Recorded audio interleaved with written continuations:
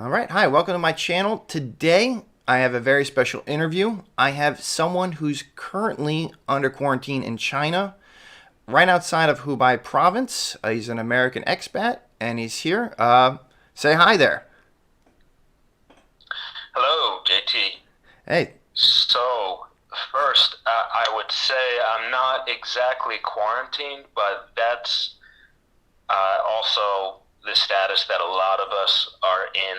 There's outside of Hubei, first of all, inside Hubei province in Wuhan and a lot of the other cities in Hubei, there's official quarantines where people can't come and go. They can't necessarily leave their house unless they have a specific reason for that. So certain places, maybe they can only leave every few days to get Mhm. supplies. And in Wuhan, particularly, there's no public transit's not running, and the trains aren't running, and this kind of thing's going on. So that's under official quarantine.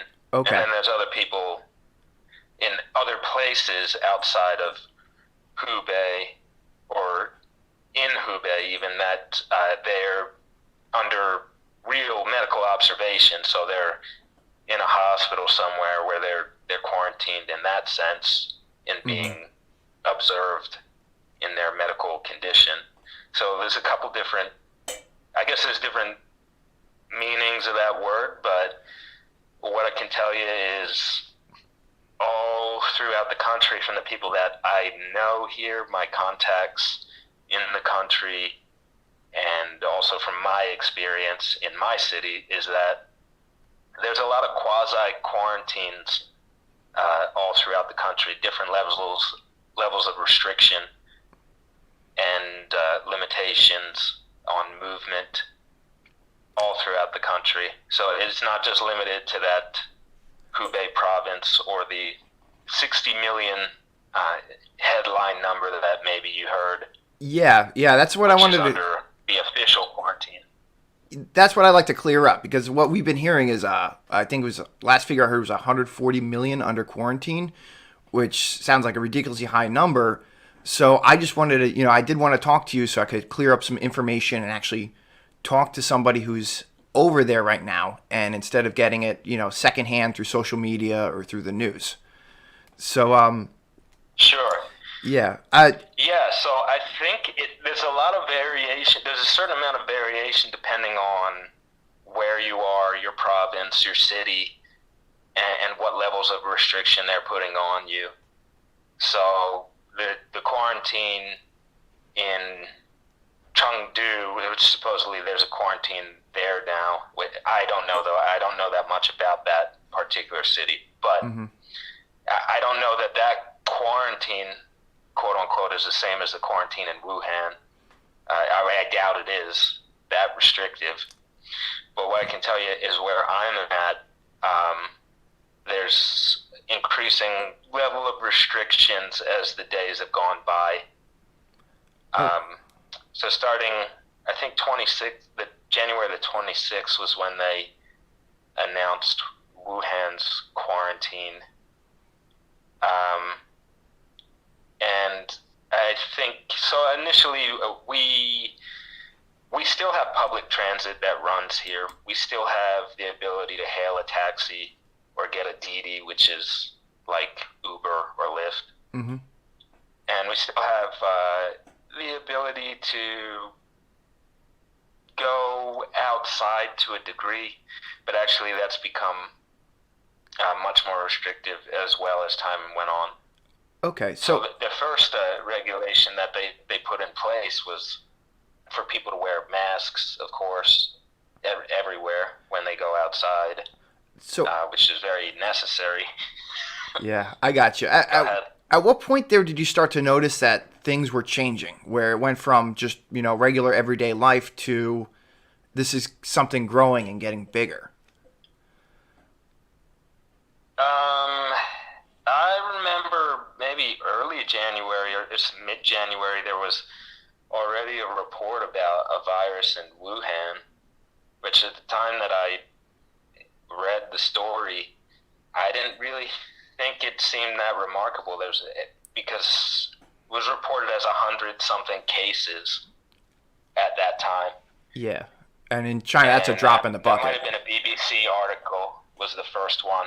But yeah, so I was like, oh, okay, so there's a virus there. But what I did know was that there's actually been a lot of respiratory illness that I've seen in and around where I'm at.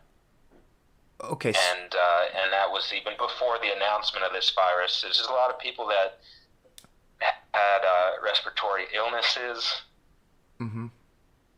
I'm relatively new in the country, so I have a baseline for last winter as a comparison. Okay. But it's yeah, there's a lot of sick people around. So when I heard about Wuhan virus, it's like, okay, yeah, that's fine. But I mean, there's plenty sick people here with any number of different kinds of viruses. Who knows? Yeah. Flu, cold. Yeah. It's anything. It's hard to get a So gauge I on didn't it. take too much note of it. Okay. And so you said you noticed it and you first saw it on maybe a BBC article, and then it just started escalating. Like they just started saying wear face masks, and then what was the next steps there? Yeah, so it kept growing, the number of cases, and I think I really didn't, and nobody really had, at least where I'm at, nobody was alarmed by it particularly Mm-hmm. until the news of the quarantine. I think that's when a lot of people you saw mentality switch. Okay. And what was that like there? Because it's like the general reaction from the people. What's that? What was like? I just didn't catch that. Yeah. What was like the general reaction from people there? How did things kind of change? Reaction. Well, the expat community.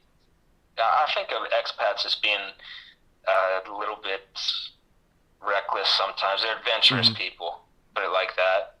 So, they take risks in life in the way they go about things often. At least many of the ones that I know. So, Yeah. I was surprised that as the days went by, to see how everyone switched to self-quarantining themselves long before there was real restrictions on going outside, but it was really just a recommendation Yeah. initially. So I think a lot of people, but yeah, they were probably spooked Mm-hmm. by the quarantine announcement, because that's when you started to see things changing, even though the quarantine wasn't on my city or province. Maybe the scale of it surprised people. Okay. I got you Hello? breaking up a little bit here. Yeah. Yeah. Okay. It may have broken up a little bit. Okay. But yeah, so after they announced the quarantine, we did get news here that you have to wear a mask. You should wash your hands more often. Use hand sanitizer. All these good recommendations for good hygiene to prevent the disease from spreading. Mm-hmm. And people were pretty quick to adopt that. Certainly saw quickly the number of masks gone from, not even 5% in my city. In Beijing and some other places, it can be more. Because there's a certain degree of mask wearing here to begin with.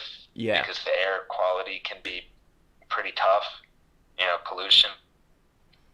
But where I'm at, maybe not even 5% of people would normally be wearing a mask, but yeah, it's quickly started going up. And then there was the announcement that everyone needs to wear a mask when they go outside. And then you would try and go to find a mask. I was able to get one pretty quickly, a surgical mask. But yeah, by the next day, I think it was sold out at the pharmacies I checked when I was looking for one for a friend. So yeah, there was. I mean, people acted quickly once the word came out, and then since then, things have just continued to be pretty careful. Everyone's has a lot of caution. You can walk if you walk by someone on the street, which not too often that you do right now. But they might want to go create their distance, go out of their way to avoid you, and you do the same. People are pretty clued into the danger of it. Yeah, and are being extra precautious. Because I'd say even here, I mean, the threat is so low over in the States, but people are still talking about it and getting cautious. People are washing their hands more. It's really getting a lot of people's psyche here. Well, I'm happy to hear that because my concern, the funny thing, some people, of course, have left. Some expats that live and work here have left the country, or some were out on holiday when this news came down because it coincided with Chinese New Year. So some are already out of the country and they're not coming back or can't even find a flight back, so they're just going back to their home countries. Yeah. But yeah, people are leaving because they're concerned about the situation here, which I understand. But the thing that I'm thinking is that you may be safer here because it's taking measures here to restrict things that a lot of countries, I don't think they could or would take those measures. So the restriction of movement here has been pretty awesome in some sense. Yeah, I got it. It's incredible to see the degree to which the city has changed. It's normally a very busy city, and there's a lot of busy cities in China compared to the U.S. particularly. So what kind of restrictions might you have? Like I saw videos where there's people are really restricted from driving. I don't know if that's specifically Wuhan or other areas. I've seen other things where they're just spraying disinfectant all over the place. What have you seen there that's a big change? So yeah, that is a thing that's happening. And also they're doing more cleaning inside the apartment complex and just generally around inside public transit, all of it. Or when you open up the Didi app, the Lyft equivalent, then it announces right on there all vehicles must be disinfected. So they're doing that as well, and the driver wears a mask. Everyone wears a mask. As far as private cars, if they're able to come and go, they can go do that here. Yeah. But in Wuhan, no, they can't. And there's a limit on any kind of movement, basically. Okay.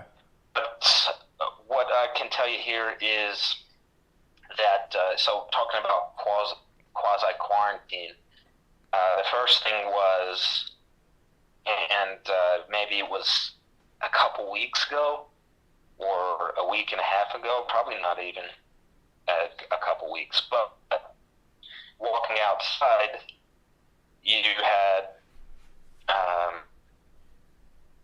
actually a few weeks back, you had people in front of the apartment complexes, housing complexes, everything. You'd have a guard out front, and they would be there and check your temperature when you want to come into the building complex, and also they were there to restrict you if you're not a resident. They could say, no, you can't come in.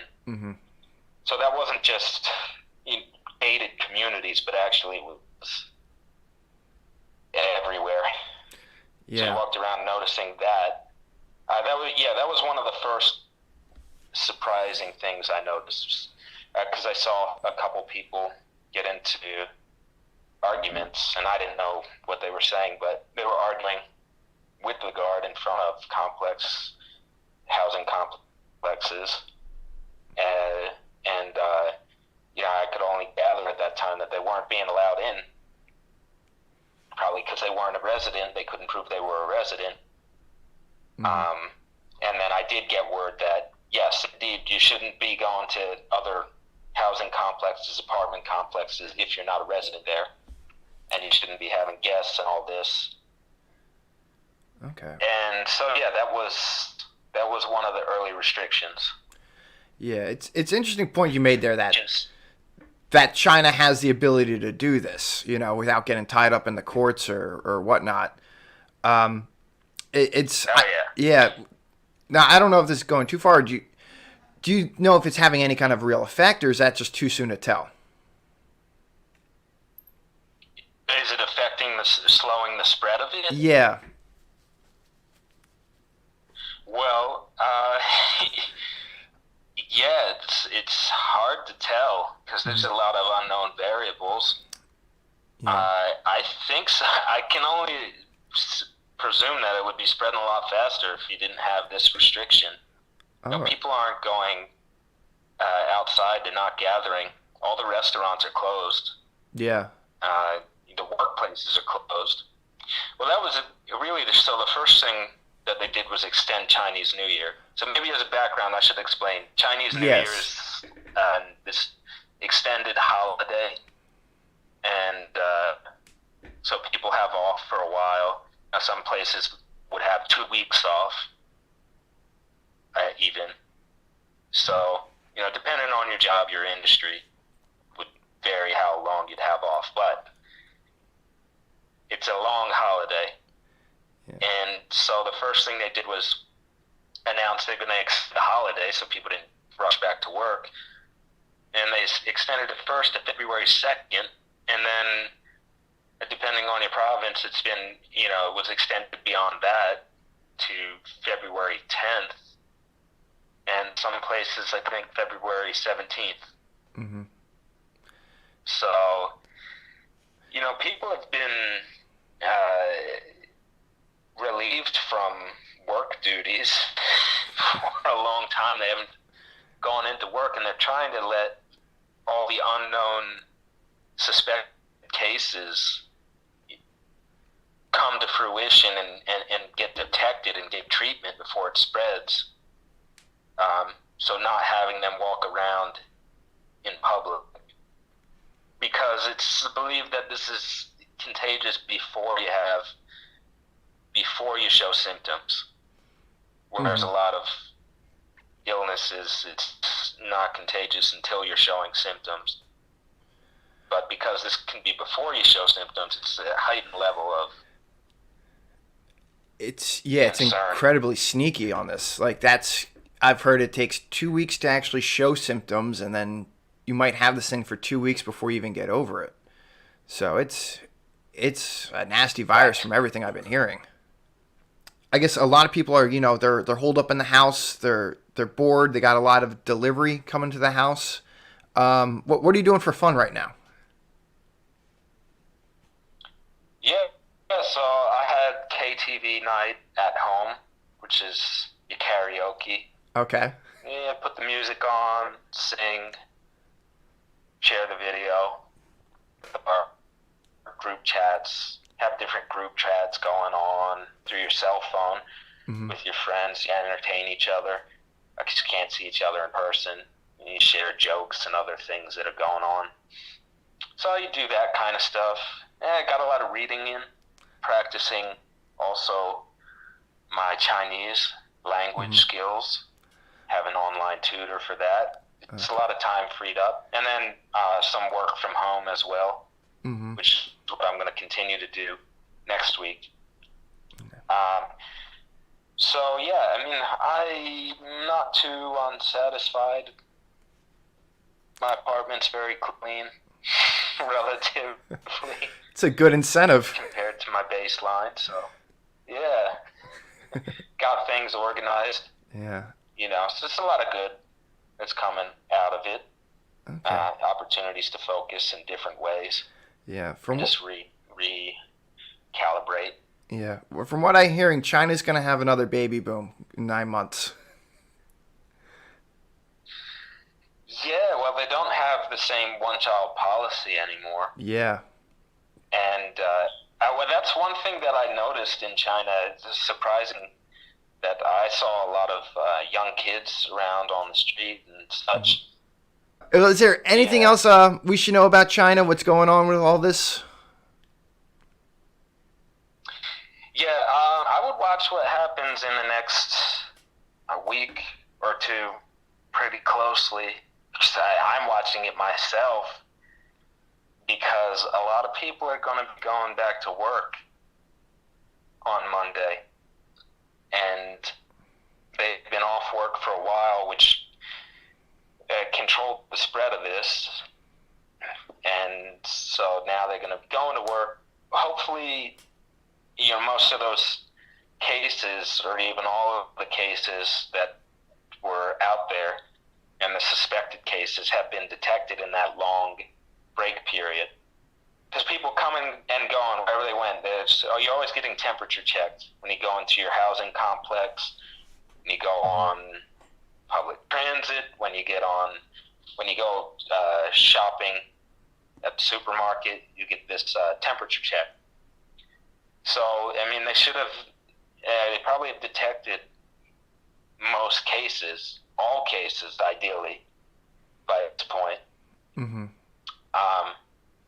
So, since they've done that, hopefully people will go back to work and there's nothing really bad because the cases are in the hospital already or under medical treatment. So that's the hope. But that's what we have to watch and see what happens in the next week or two. All right. Well, I'm sure we'll all be keeping our eyes on it. Start spreading. Yeah. Yeah, start spreading. I'm very concerned. I don't know what the easy solution will be at that point, because it kind of worked out pretty well how this. It was terrible timing, but then again, it was good timing in a way with the holiday. Yeah. It's very unfortunate for the Chinese people that lost their holiday, and normally there would be public celebrations and family gatherings and all this, and then all the public celebrations were canceled, and they were advised not to really gather, do this kind of thing. So it's sad that they lost that, but the fact that this was already going to be a time off work where people would maybe be home more, and it is a holiday where people do spend a lot of time with their family, so maybe they're just spending it with the immediate family, and gave it a chance where the government could come in and get people to stay at home, not spread it around, extend the holiday a little bit, extend the break from work, and hopefully just stop it. Because if they didn't take those measures, and all the people that travel at Chinese New Year, I don't know, it would just be. It's crazy to think about how much it could have spread. So I think it's been. Yeah, I am very happy for the restrictions, actually. Yeah. It doesn't bother me because I'm thinking like this is helping me live. It's helping me survive. Honestly. No, I got you. It's it's a very difficult situation there, and hopefully it's all under control, man. All right, so you stay safe there, and remember, everybody, wash your hands and cover your mouth when you cough, and we can all fight this thing. All right, thanks for watching.